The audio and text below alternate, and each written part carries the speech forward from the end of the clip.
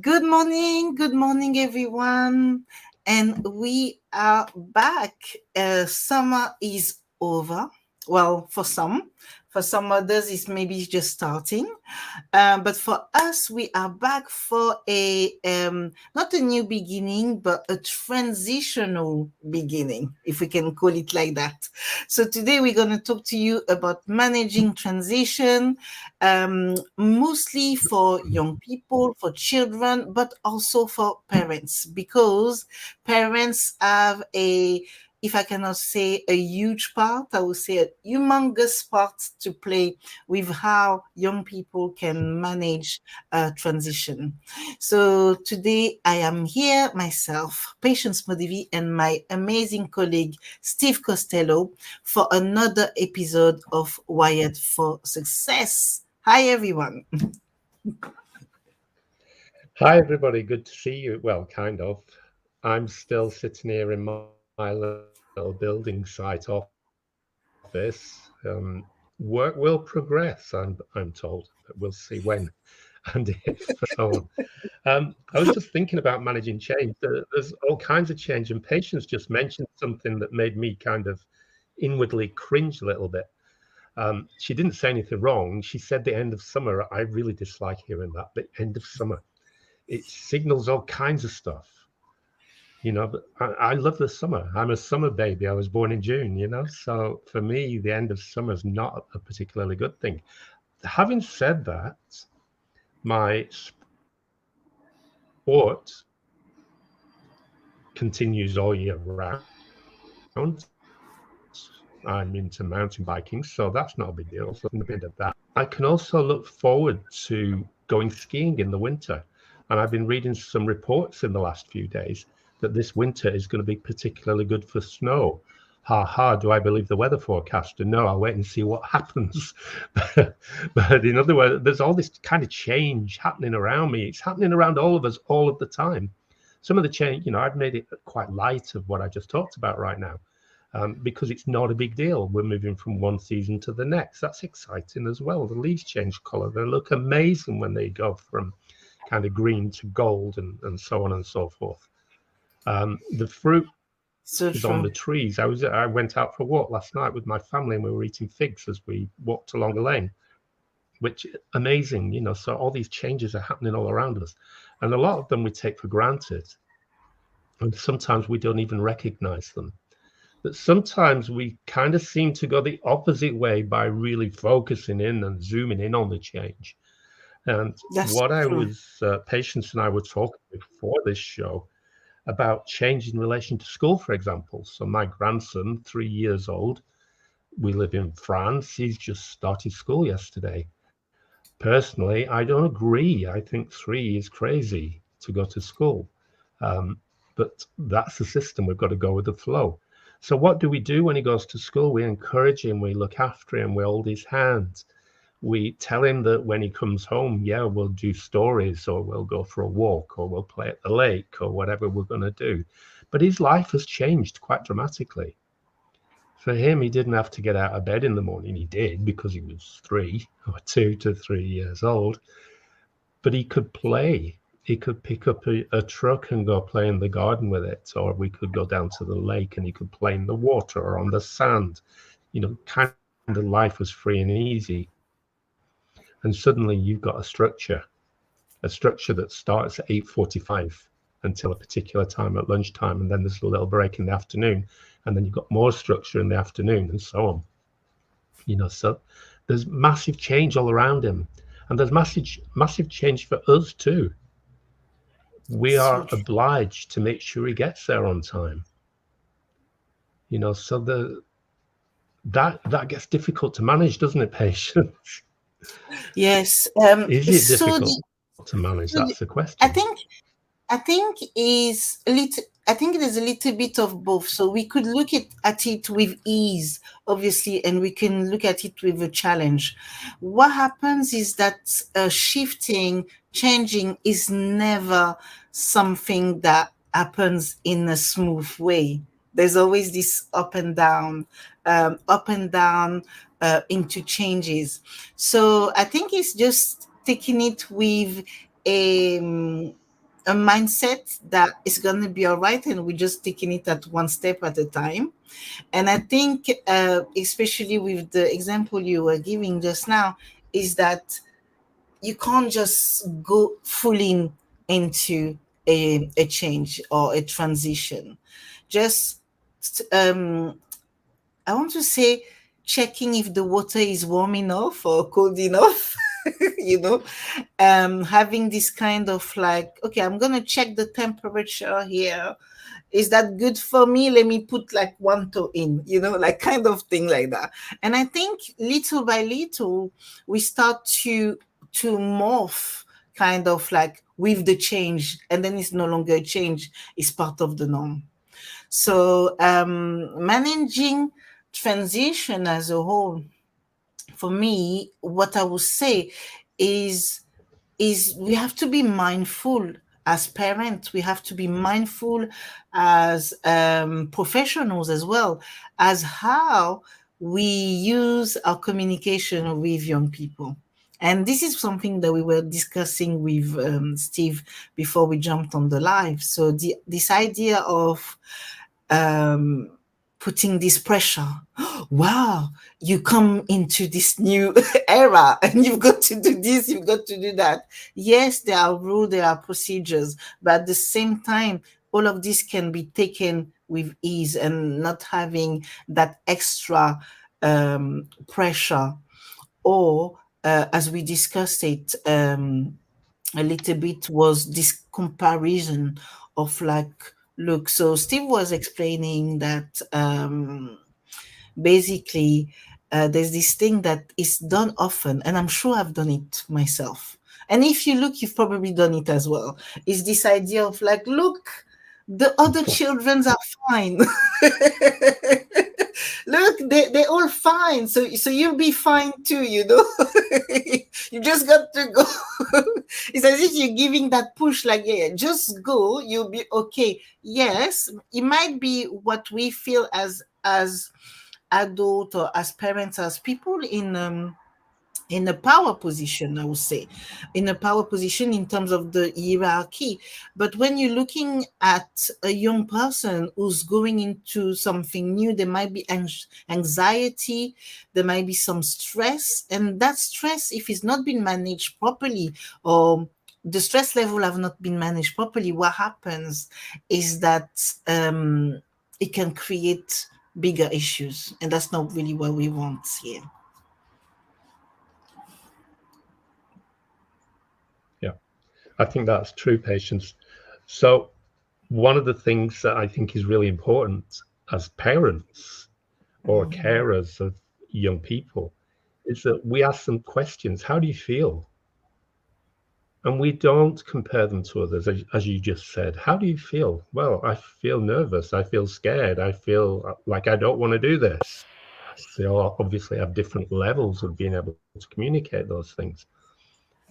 So let's hear what they've got to say. Let's listen to what they have to say. Let's give them a chance to say how they feel. Let's give them a chance to be excited as well, because they are. Certainly yesterday, my grandson was excited for a bit. It was clear. But then something happened that upset him and he didn't like that. So there's a lot of, it's kind of a roller coaster of emotions. And we've got to be aware that our children, young people, are on this kind of roller coaster. They're having new experiences, they're having novel experiences that they've never had before. They may have heard about them, but it's new to them. Thinking about going to high school for the first time. I remember Mm, going to high school for the first time and we had this uniform to wear. And it was kind of scary because you had to be smart and you weren't allowed, for example, to wear red socks. That came in year 3 where we wore red socks on purpose to see if we could get away with it. Then it was different. But in the beginning, we had to be really careful. We had to think about the color of socks we wore. We had to think about, did our shirt look neat and tidy? Was it clean? All of that mm, stuff. Because if we didn't, we got in trouble. And that was a bit scary. These yeah. teachers were bigger than the teachers. They seemed to be bigger than the teachers at junior school. They weren't, but to us, they were. They They were different. They were bigger. They were dressed differently. They were much more formal. Mm, So the changes are huge. And we've got to note those changes. We've got to be aware of those changes. And as Patience said a few minutes ago, there's no point saying, well, look, those kids are okay, so you need to be okay too. That's not how it works. That's not helpful to put those kind of expectations on people. So we could also ask some questions. How do you feel? How would you feel if we could change something here? mm, So we can't change the experience of going to school, but we can change the way we look at going to school. We can talk about it in a different way. Sharing our stories. I have a story that I'm really careful about whether I share or not. And the reason mm. why is because it involved a teacher being quite aggressive to a pupil. And it was scary. I was really quite scared by this thing. So I won't share that story with somebody who's not old enough to compute it, to understand it, because it's not helpful. So we need to think carefully about the type of stories we share. We don't want to reminisce about my dad, for example, reminisces still today, and he's in his 80s now, about the teacher he had in fourth year of junior school who threw the board eraser at pupils if they were Oh my talking or doing something they shouldn't have done. A board eraser is kind of this long, isn't it? God.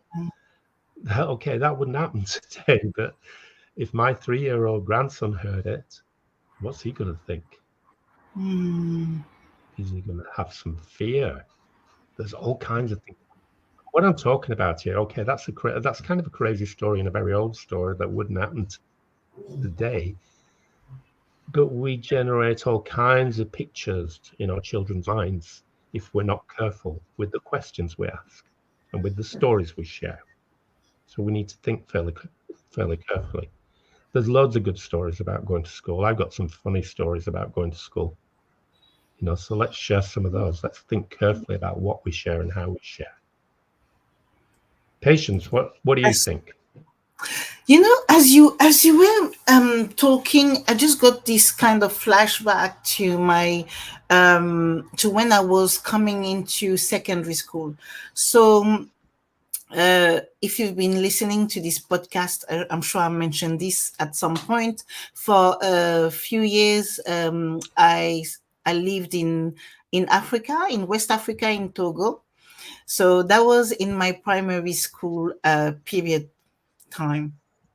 And when I was supposed to go back to secondary school because there was civil war in Togo at the time, I came back to France and I had to go into a brand new school with people that some people I knew from way before.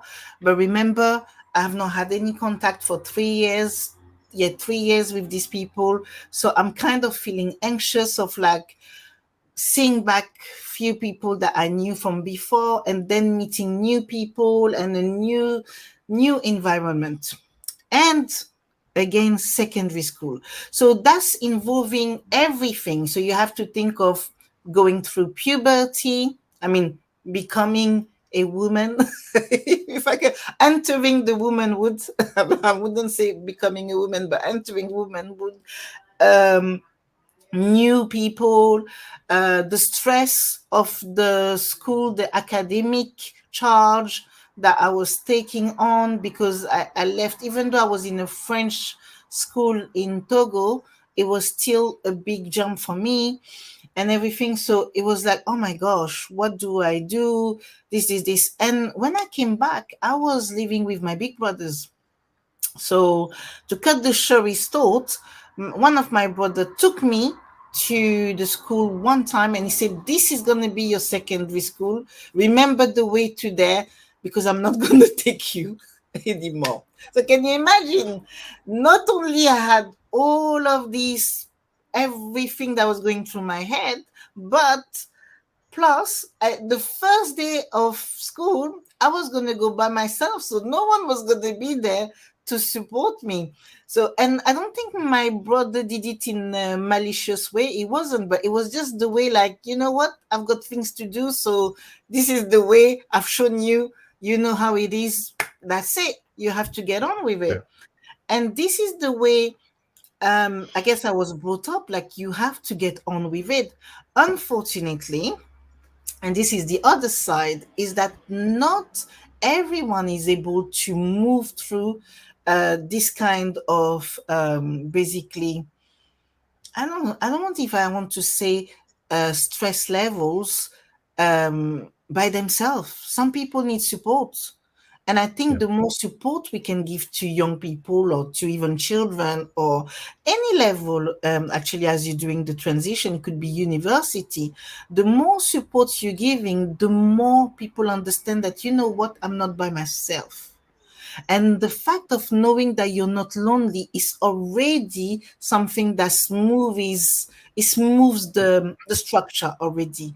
You feel less alone. And if you have anything that you want to maybe mention or you're not sure about, you feel like there's somebody you can come back to talk to about.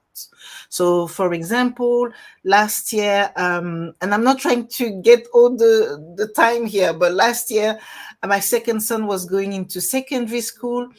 I kept on probing him and talking and asking questions. How do you feel? And you feel you're gonna be okay? Is there anything that bothers you? And this and that. And so I was just prompting on things. And at some point I had to stop because he said, "It's all right, mom. I'm gonna be okay."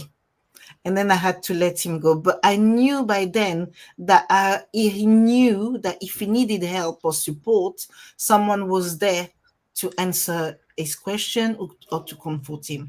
And this is where sometimes I feel we miss on this when we push our young people into independence too quickly. Yeah. I think you're right. I just thought of an interesting example that kind of links to what you were talking about, patients. So um, we go from typically from junior school to high school, or primary school to high school, whatever you want to call it. So that in itself, one institution to the other institution, as I Mm, mentioned myself a few minutes ago, is a big change. We lose some of our peers because they don't all go to the same high school. yeah. Some will move away, all kinds of stuff happens. And then we gain some peers because high school typically is fed by a load of primary schools. Mm, So suddenly we're in this big community. We maybe went from a class of 30 to, I'm trying to think of my school, I think it was about 7 classes of 30 in my year group. I didn't go to a huge school, but 7 classes of 30 of the same age, that's kind of scary. it's It's huge. overwhelming. So It's there's all huge. kinds of things we've got to be aware of, all these changes. Yeah, life is about changes, but if we can help manage those changes, as you've just been saying, patients, that's superb. The other thing that came to mind as well, so we moved house, I don't know, a few months ago, not long, and for our daughter, our youngest daughter, who is in the final year of school now, so that's kind of final year of sixth form compared to the UK. So she was the oldest kid on the bus at our old house, and she had some status because she was the oldest kid. Mm, She didn't abuse that in any way. She was just the oldest kid, and she was comfortable with that. She knew where to get the bus, where to get off, where to get back on to go home, and when to get off, and so on. So she knew all of that stuff. Now that we've moved house, it's a different bus, a different set of kids, and not only a different bus, it's two buses. So you take one bus for 10 minutes, switch buses to another one, and that takes you to school. So that in itself, it sounds small, but she freaked out yesterday yeah. because she didn't know how to manage it. She wasn't sure that the bus was going to show all kinds of stuff. She had all these questions, questions, questions.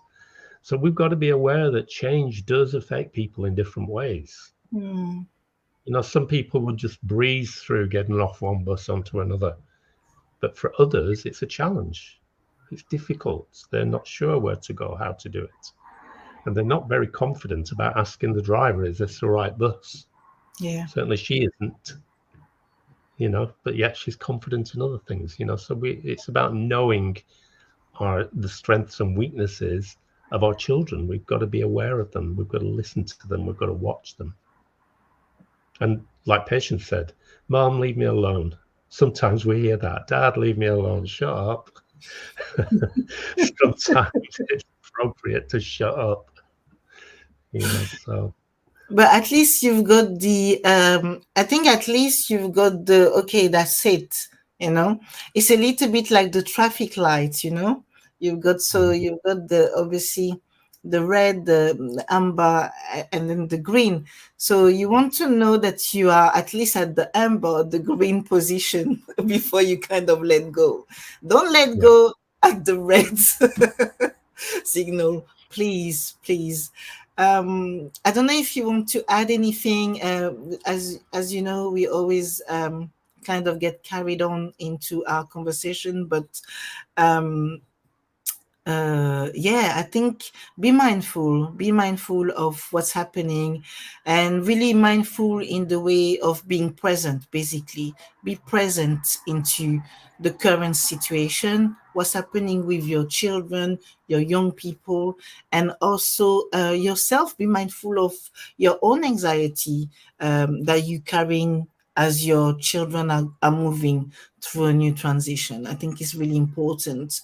And I think that's what I will say as the last sentence. Anything you want to add, Steve? No, Patience. I think you summed it up perfectly. I have got something else in my head, but it's going to take another 20 minutes, so we'll save it for next time. Maybe next time then. Thank you so much for joining us today. Remember that we are on Spotify. You can follow the show. All the details are in the comment. And we'll be back next week. Next week here for another episode. Thank you so much, everyone. And you take care. Ciao. Take care, everybody. See you soon. Bye.